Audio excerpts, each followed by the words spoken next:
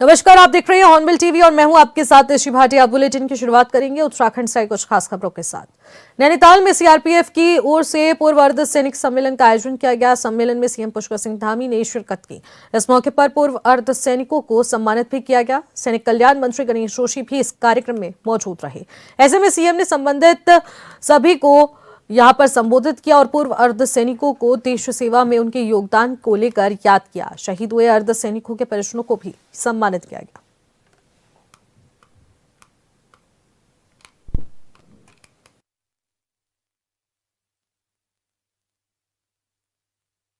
कभी रुकते नहीं थे, हमेशा किसी न किसी काम में लगे रहते थे। कई बार मैं कहता भी था उनसे कि अरे थोड़ा आराम कर लिया करो। कभी रुकना नहीं और न किसी को रुकने देना। ये शायद फौज की सिखलाई ऐसी होती है, सबको काम पे लगाए रखो। जैसे आज हमारे मोदी जी हैं, प्रधानमंत्री जी, सवेरे से लगे रहते हैं। पूरे देश के अंदर एक नया वर्ग कल्चर पैदा हो गया। हर एक व्यक्ति काम पे लगाया है। पहले तो ये आप सब लोगों के अंदर होता था, सेना में, हमारे पैरामिलिट्री में, लेकिन सच में है जब से मोदी जी देश के प्रधानमंत्री बने हैं, देश के अंदर एक नया कल्चर आ गया और वो कल्चर है काम करने का। राजनीतिक क्षेत्र में भी लोग अब काम का आकलन करते हैं, केवल बातों से काम नहीं चलता है।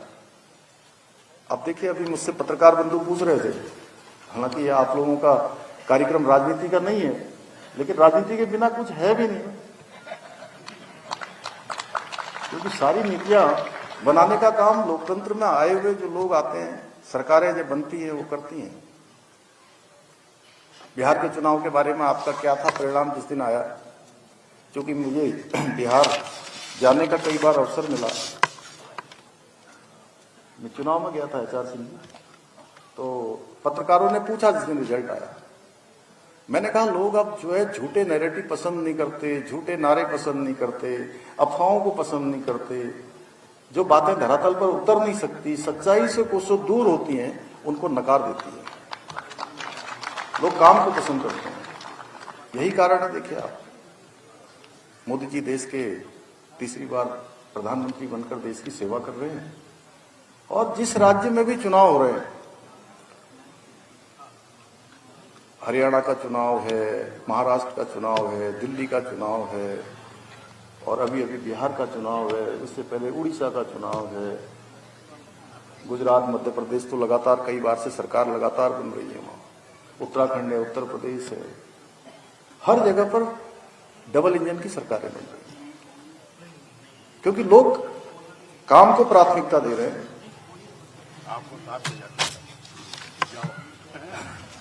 मैं तो पार्टी का एक कार्यकर्ता हूं और जहां भी पार्टी भेजती है, जहां भी जो भी काम बताते हैं उस काम को करने की कोशिश करता हूं। इसलिए मैं कहता हूं कि आप सबके अंदर राष्ट्र और समाज के लिए कर गुजरने का जज्बा है ना, हमेशा हमारे सैनिकों के अंदर रहता है, हमारे इन सुरक्षा बलों में काम करने वालों के अंदर रहता है। इसलिए मैं हमेशा कहता हूं कि सैनिक कभी पूर्व नहीं होता है, भूतपूर्व नहीं होता है। सैनिक हमेशा एक सैनिक होता है और जीवन पर्यंत एक सैनिक के रूप में उसका जीवन एक तरह से एक नया कार्य व्यवहार लेकर संपूर्ण जीवन समाज के साथ चलता है। इसलिए आप लोग भूतपूर्व नहीं है, आप सब लोग अभूतपूर्व हैं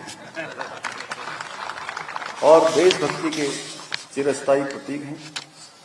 जैसा कि आप सभी जानते हैं, हमारा प्रदेश देवभूमि के साथ साथ वीरभूमि भी है, क्योंकि हमारे प्रदेश का लगभग हर परिवार वो सेना से जुड़ा हुआ है या अर्धसैनिक बलों से जुड़ा हुआ है, किसी न किसी रूप में देश की सेवा को समर्पित है।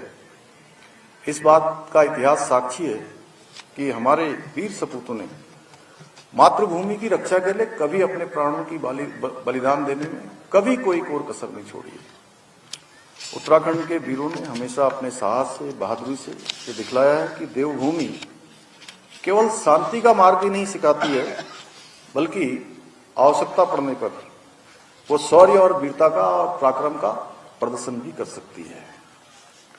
साथियों, सैनिक पुत्र होने के नाते और सच में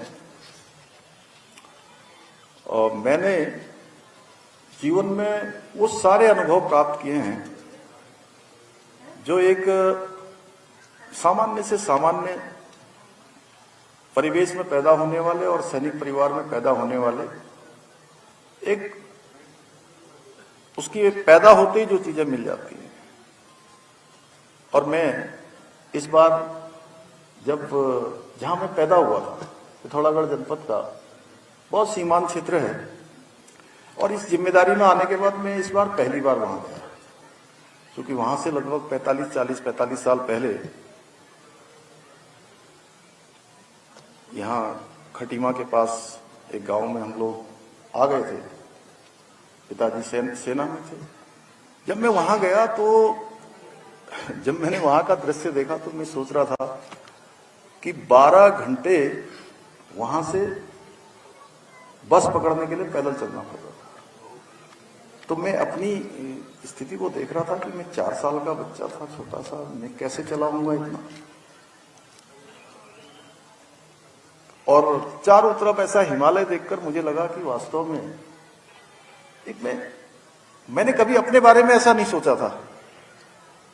तब मुझे लगा कि देखिए कितनी कठिन परिस्थितियों में जैसे मैं हूं, सभी इसी तरह से निकलते हैं। हमारे यहाँ सबका ही वही कठिन जीवन है। तो एक सेना का जो कालखंड है, जो एक सैनिक अपने परिवार को छोड़कर जो सेना को देता है, इसीलिए मैंने कहा कि उसकी कोई कीमत। पूर्व मुख्यमंत्री हरीश रावत के धरमपुर विधानसभा क्षेत्र में पदयात्रा निकालने और चुनाव न लड़ने संबंधी बयान पर बीजेपी विधायक विनोद चमोली ने तीखा पलटवार किया है। उन्होंने कहा कि हरीश रावत दरअसल उनके खिलाफ पदयात्रा निकाल रहे हैं और उन्होंने तंज कसते हुए कहा कि हरीश रावत जितनी ज्यादा पदयात्राएं निकालेंगे उसका सीधा राजनीतिक लाभ मुझे मिलेगा।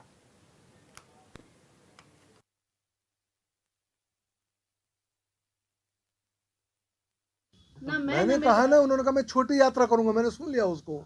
छोटी यात्रा मतलब 50 मीटर की यात्रा, उससे ज्यादा चल नहीं सकता। आज डेट में उनका शरीर काम नहीं कर रहा। लेकिन एक तरफ बोल रहे हम चुनाव तो नहीं लड़ेंगे, तो हम ना मैं ना मेरा परिवार कोई चलेंगे। विनोद चमोली के लिए कर रहे हैं, क्योंकि जितना चलेंगे मेरा वोट बढ़ेगा।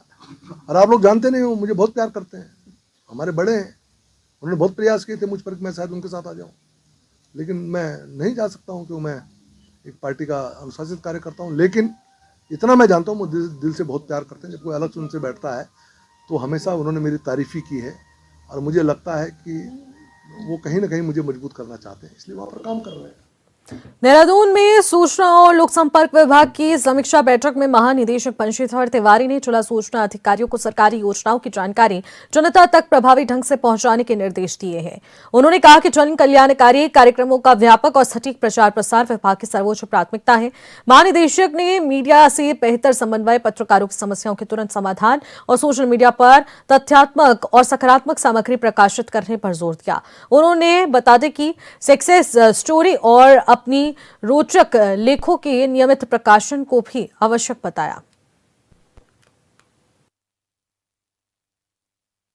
नहीं, देखिए उसमें कई बिंदु थे। जैसे समय समय पर हमारे, जैसा आप सभी जानते हैं, आपदाएं आती रहती हैं, तो उस समय मीडिया का एक जो आगमन है उस संबंधित जिले में काफ़ी बड़ी संख्या में हो जाता है। उसकी हम लोग व्यवस्था कैसे करें, और जो हमारी उपलब्धियां हैं राज्य सरकार की, और जिन लोगों ने उन योजनाओं का लाभ उठा करके धरातल पर काम किया है, ऐसी जो सक्सेस स्टोरी हैं उनको भी आम जनता के समक्ष लाया जाए चाहिए, ताकि दूसरे लोग भी उससे प्रेरित हों और इन योजनाओं का लाभ उठाएं। तो हमने ये कहा कि जो भी आपके ज़िले में इस तरह की सक्सेस स्टोरी हैं उनको भी बना करके आप लोग आगे बढ़ाइए।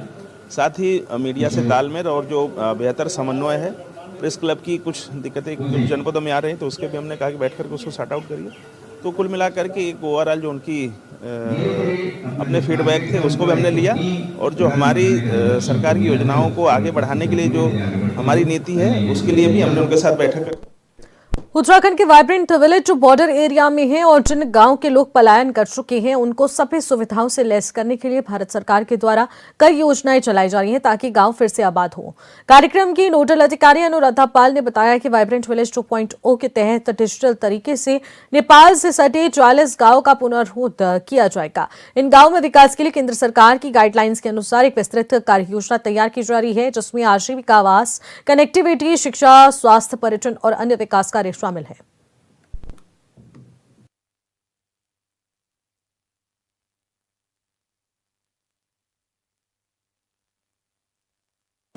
वीवीपी 1 में जो हमारे 51 विलेजेस थे उत्तरकाशी, चमोली और पिथौरागढ़ जनपद के, लगभग हमने 500 से ज़्यादा प्रोजेक्ट भारत सरकार को भेजे थे जिसमें लगभग 200 के करीब हमारे स्वीकृत हुए थे। जिनमें कन्वर्जेंस की योजनाएं भी थी, स्टैंड अलोन वीवीपी 1 की योजनाएं भी थी। उसमें हमारे लाइवलीहुड से रिलेटेड प्रोजेक्ट भी थे और इंफ्रास्ट्रक्चर रिलेटेड प्रोजेक्ट भी थे और पिथौरागढ़ में पीएमजीएसवाई की 5 सड़कें भी थी जो कि हमारी स्वीकृत हुई थी, जिसमें एक सड़क बीआरओ ने टेक ओवर करी है, 4 सड़कें पीएमजीएसवाई उस पर काम कर रही है।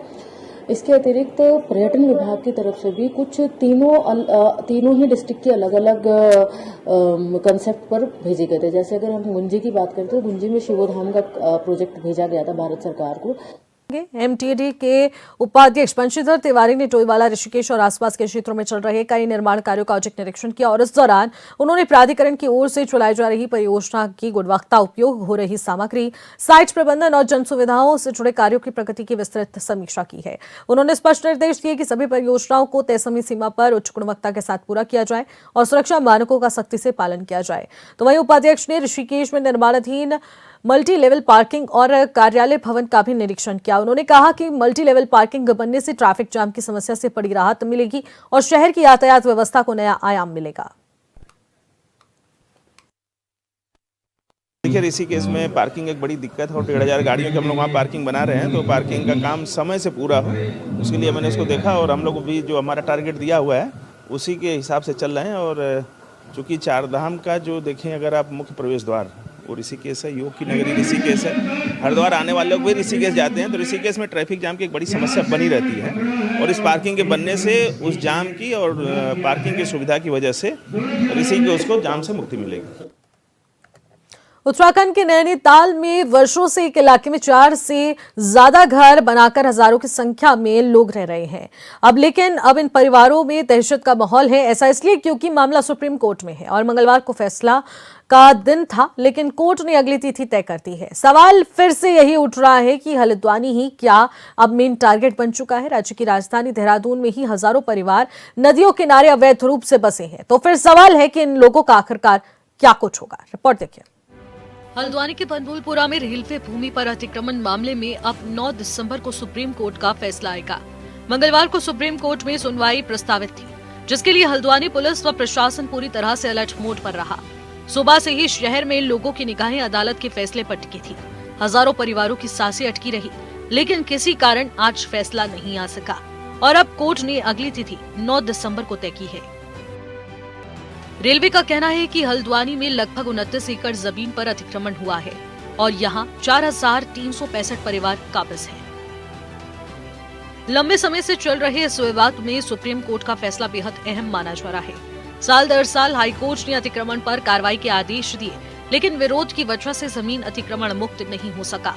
बाद में मामला सुप्रीम कोर्ट तक चला गया और अब 9 दिसंबर को फैसले के दिन तय हो जाएगा। स्थानीय लोगों का कहना है कि वर्षों से यहाँ हजारों परिवार बसे हुए हैं। लोगों का कहना है कि अगर लोग अवैध तरीके से बसे हुए हैं, तो भी विभाग वर्षों तक खामोश क्यों रहा। इन सब के बीच बड़ी राहत की बात ये रही कि 18 मई 2022 को हाईकोर्ट ने सभी प्रभावित व्यक्तियों को अपने दस्तावेज प्रस्तुत करने को कहा था, लेकिन अधिकांश अतिक्रमणकारी भूमि पर अवैध अधिकार साबित नहीं कर सके। 20 दिसंबर 2022 को हाईकोर्ट ने रेलवे को 1 सप्ताह का नोटिस जारी कर अतिक्रमण हटाने के निर्देश दिए, जिसके खिलाफ मामला बाद में सुप्रीम कोर्ट पहुंचा। देखिए, पहली बात तो यह है कि वो जमीन के नेचर के विषय में कि वो रेलवे की है ये नहीं है, क्योंकि वो नजुल भूमि है। ज्यादातर भूमि वहाँ सब नजूली है और ऐसी इसका मतलब है राज्य सरकार की भूमि है और फिर रेलवे को जितनी आवश्यकता है उतनी उनको दी जा सकती है, मगर आप सारी वसासत को हजारों लोगों को कहाँ लेकर के जाएंगे।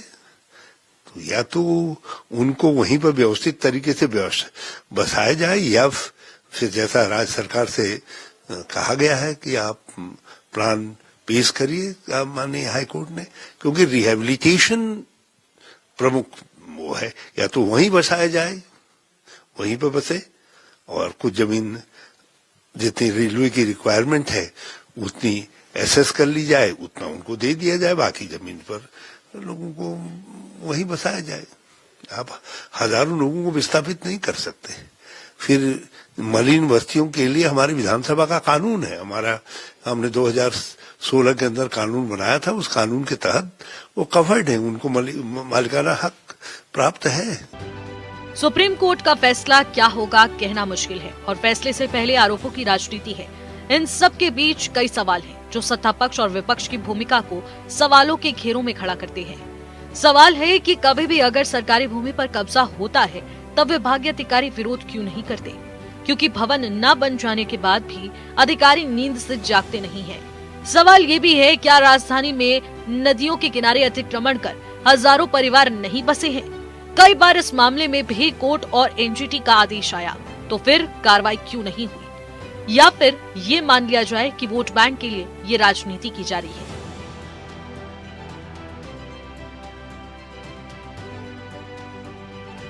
Bureau report, hornbill TV. Nainital high court bar association चुनाव की तारीख घोषित हो चुकी है। आगामी 15 दिसंबर को हाईकोर्ट बार एसोसिएशन के कई पदों के लिए 15 दिसंबर को मतदान होंगे। मुख्य निर्वाचन अधिकारी कुर्बान अली की ओर से जारी अधिसूचना के अनुसार चुनाव प्रक्रिया 3 दिसंबर को बकाया राशि के भुगतान की अंतिम तिथि के साथ शुरू होगी, और ऐसे में अंतिम मतदाता सूची 4 दिसंबर को प्रकाशित की जाएगी, जिस पर आपत्तियां 5 दिसंबर 2025 को शाम 4 बजे तक दर्ज की जा सकती है। जिसके बाद 6 दिसंबर को अंतिम मतदाता सूची जारी होगी। नामांकन पत्र क्रय करने की तारीख भी 8 दिसंबर सुबह 10 बजे से दोपहर 3 बजे तक निर्धारित की गई है।